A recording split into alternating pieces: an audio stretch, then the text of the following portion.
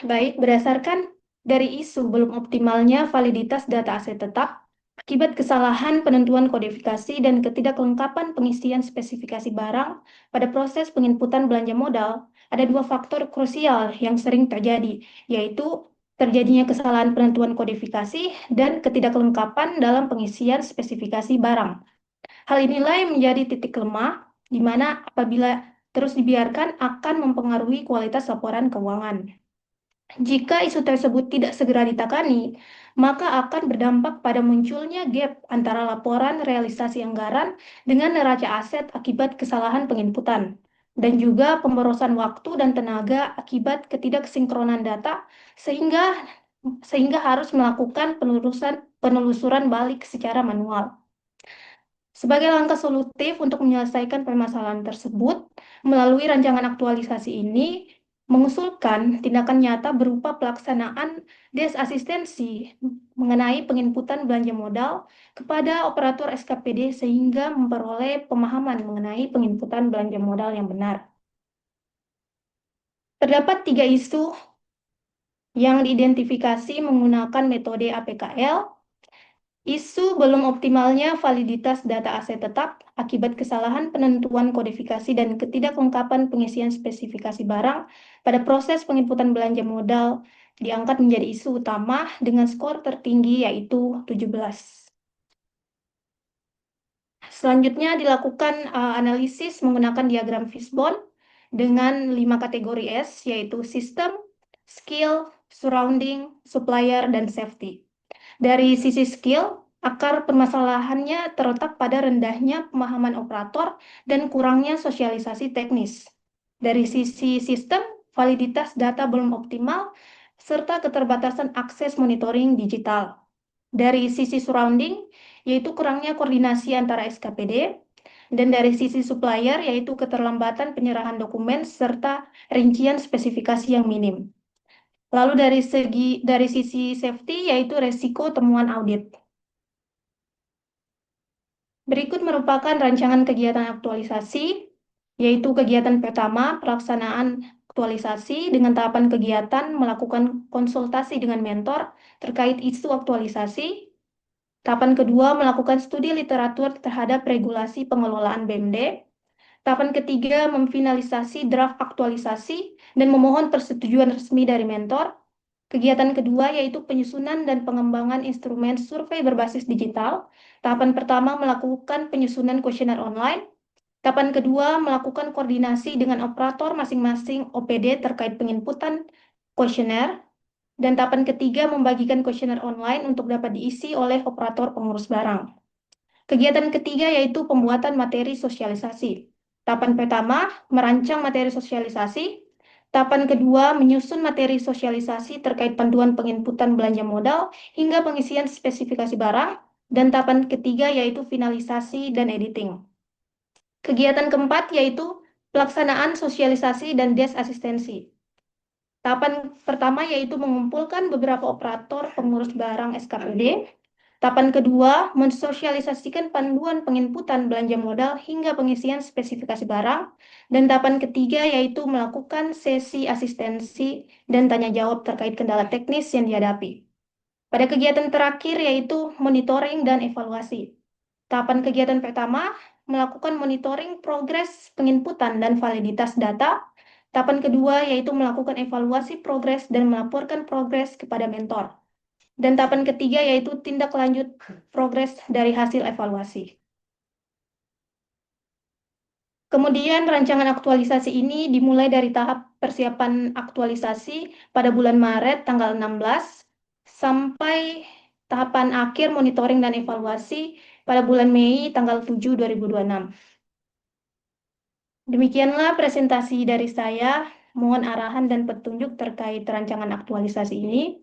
Saya ucapkan terima kasih. Wassalamualaikum warahmatullahi wabarakatuh. Saya kembalikan kepada moderator. Baik, terima kasih Mbak Cynthia Faradila. Boleh di stop share. Untuk selanjutnya kami persilahkan kepada Ibu Sri Rahayu Destianingsi untuk memberikan penguatan kepada Cynthia Faradila. Kepada Ibu disilahkan. Ya, Assalamualaikum warahmatullahi wabarakatuh. Selamat siang, salam sejahtera untuk kita sekalian. Yang terhormat Bapak Penguji, Bapak Mustaqim Karim SHMK MM, Ibu Kos, Bu Dr. Fitri Sulistiani SST MKes, dan hostnya kita kali ini Bapak Zainal. Dan yang saya banggakan, adik saya, teman saya, rekan kerja saya, Ibu Cynthia Faradila SAK. Pertama-tama saya ucapkan terima kasih atas kesempatan yang diberikan kepada saya, dan saya juga ingin menyampaikan apresiasi saya yang sebesar-besarnya kepada peserta Latsar CPNS Kabupaten Donggala tahun 2026, Ibu Cynthia Faradila SAK, yang telah mengangkat tema aktualisasinya yang berjudul optimalisasi validitas data aset tetap melalui Desk Asistensi Penginputan Belanja Modal pada BPKAD Kabupaten Donggala. Yang ini merupakan di mana ini merupakan hasil pemeriksaan BPK terkait kinerja manajemen aset pada tahun 2025, merupakan salah satu temuan BPK, yaitu barang tidak dapat ditemukan akibat KIP yang tidak informatif. Di mana selama ini pengurus barang itu hanya menginput nama barang, nilai dan tahun perolehannya saja, tanpa menginput rincian-rincian barang tersebut. Sehingga pada saat penelusuran barang milik daerah itu kami itu kesulitan karena pengurus barang tidak mencantumkan lokasi atau jenis dan tipe barang secara detail, maka banyak barang-barang milik daerah itu yang tidak bisa kami telusuri. Dan saya sangat berharap rencana aktualisasi peserta Latsar Ibu Cynthia Faradila SAK ini dapat meningkatkan, mengoptimalkan pengelolaan barang milik daerah, terutama dalam penginputan belanja modal barang milik daerah. Terima kasih. Assalamualaikum warahmatullahi wabarakatuh. Waalaikumsalam warahmatullahi wabarakatuh. Terima kasih untuk Ibu Sri Rahayu Destianingsih yang telah memberikan penguatan kepada peserta kami. Selanjutnya mohon izin kami serahkan kepada Bapak Penguji untuk memberikan penguatan juga kritik dan saran. Kepada Bapak Mustaqim Karim SHMM kami persilahkan. Baik, Assalamualaikum warahmatullahi wabarakatuh. Dan selamat siang, salam sejahtera buat kita semua. Yang saya hormati sekaligus saya banggakan Ibu Dr. Fitri ya, selaku coach.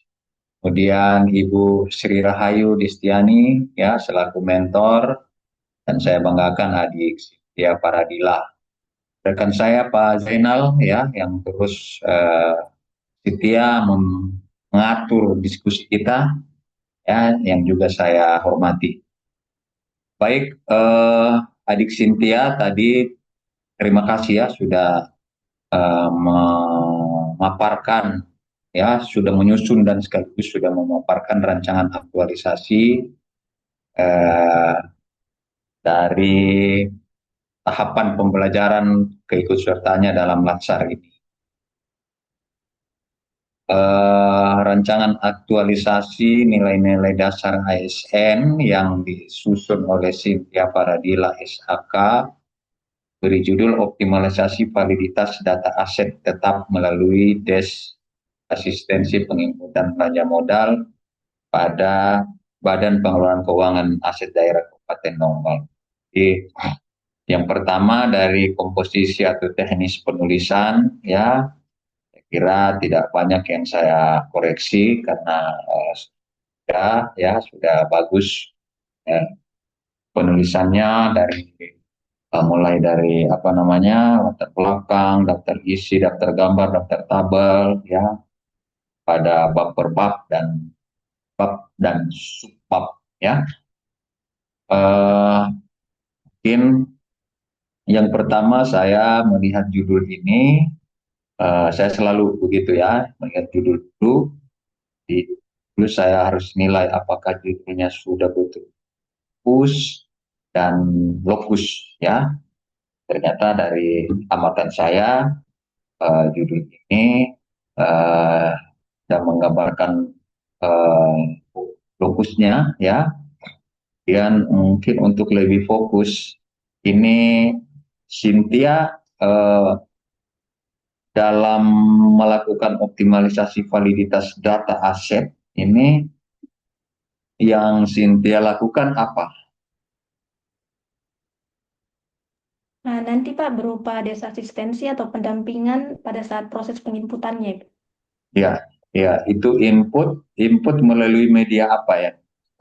Melalui sistem aplikasi EBMD, Bapak. Oh, berarti aplikasi elektronik barang milik daerah itu sudah tersedia ya? Iya, Pak. Ya, sudah tersedia. Jadi ada berarti ada sarana untuk memasukkan ke situ ya? Atau langsung Iya, Bapak. memvaliditas data asetnya, DS antara OPD, kemudian menginput ke EBMD. Iya, Bapak. Uh, Tidak ada media yang Cynthia gunakan ya. Kalau dari sini sih, Pak, tidak ada, Pak. Oke. Jadi berupa Uh, pendampingan saja, Pak. Desa berupa asistensi. berupa Iya. pendampingan. Jadi pendampingan itu yang dilakukan oleh teman-teman di bidang aset ya. Iya, Bapak. Khususnya di bidang aset eh, di subak mana ini? Subit mana Cynthia penempatan Di sub barang-barang bidang penata usahaan aset pelaporan BMD, barang BMD milik ya. daerah. Iya. Lebih spesifik lagi dalam rancangan aktualisasinya ini terkait belanja modal saja ya. Aset Iya, tetap, Bapak. aset tetap untuk belanja modal. Berarti termasuk tanah itu ya, Iya, Pak. Tanah, bangunan, gedung ya, gedung, peralatan dan mesin. peralatan dan mesin. Oke. Nah, saya masih tahu-tahu sedikit karena karir saya diawali di BPKAD, Biro Keuangan ya. Hmm. Masih saya ingat-ingat lah, walaupun sudah lama saya tinggalkan. Baik, saya kira gagasan ini sangat baik ya untuk tertib pengelolaan aset ya, terus juga untuk update data pada saat audit ya. Jadi mungkin saya melihat dulu di tahapan-tahapan kegiatannya ya, karena bagi saya itu yang sangat penting karena dari gambaran oleh Ibu Mentor tadi eh, apa ya, yang di apa namanya yang diinput ini kan aset-aset dari semua OPD ya. Nah, dari rencana kegiatan aktualisasi ini Cynthia rencanakan ada berapa kegiatan selama Ada 5 kegiatan, Bapak. kegiatannya, Iya. kegiatan sampai dievaluasi dan monitoring ya. Iya, Bapak. Kegiatan kedua itu penyusunan dan pengembangan instrumen survei berbasis digital. Ini yang saya maksud ini. Basis digital apa ini? Jadi nanti Pak, saya akan buat kuesioner dulu terkait bagaimana OPD ini sudah paham tidak mengenai penginputan belanja modalnya. Karena ada yang sudah paham, ada juga yang belum, Bapak. Jadi nanti dilihat dari survei itu mengisi kuesioner dari pertanyaan penginputan belanja modal ini. Nah, Hmm. OPD-OPD yang misalnya masih kurang dalam hal pengetahuannya tentang penginputan ini, itu Hmm. yang akan dilakukan pendampingan, Bapak. Iya, eh, nanti kalau menurut saya izin ini sih ya, Ya, Pak. nanti mungkin supaya lebih eh, muncul smart ASN-nya, ya, lebih muncul smart ASN-nya itu. Jadi apa namanya, cara menginput yang apa namanya ke OPD itu lebih bagus kalau dibuat dalam bentuk kayak kayak video begitu, ya, atau tutorial lah, ya, kalau bisa seperti itu. Kalau bisa ya selama 30 hari ini. Jadi eh, itu yang saya masukkan tadi di awal tadi di judul saya bertanya. ya. Sehingga eh, Cynthia memanfaatkan teknologi informasi untuk memberikan pemahaman kepada teman-teman di OPD lain, khususnya pengelola pengelola barang milik daerah, ya. Tapi nanti bisa bisa didalami dengan Ibu Coach ya, Cynthia. Baik, Pak. Ya, eh, dari lima kegiatan dan setiap kegiatan ini ada 3 kegiatan, ya, masing-masing 3 kegiatan berarti kurang lebih 18 tahapan kegiatan. Nah, nanti ini eh, selama 30 hari dilaksanakan dan harus ada pembuktiannya, Cynthia, ya. Harus ada dokumennya dan harus ada dokumentasinya, ya, termasuk apa tadi? Termasuk eh, kegiatan kedua tadi, eh, pengembangan instrumen survei berbasis digital, ya. Nah, juga termasuk dengan eh, pembuatan materi sosialisasi. Jadi nanti ada evidence-nya ya, Cynthia. Halo, Cynthia. Iya, Bapak. Hmm. Ya, harus ada pembuktiannya.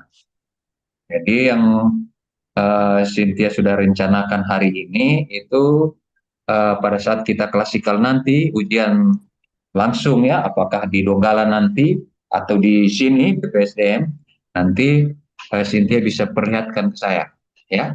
Ini loh Pak yang saya janjikan bulan lalu, ya. Ini bukti-buktinya, ya. Oke. Ya, Pak. Dan Siap. terakhir nanti supaya Cynthia ada panduan, tadi kan Cynthia sudah buat rencana tentatif jadwal kegiatannya. Ya, anggaplah itu schedule kegiatan ya, dari mulai minggu kedua April sampai di Mei, itu harus diselesaikan. Ya, oke, Iya, saya kira demikian untuk Cynthia, selamat melakukan aktualisasi, dan untuk Ibu Sri Rahayu terus melakukan pembimbingan atau support, dukungan, dan jangan lupa juga melakukan penilaian terhadap kompetensi bidang tugas dari adik Cynthia.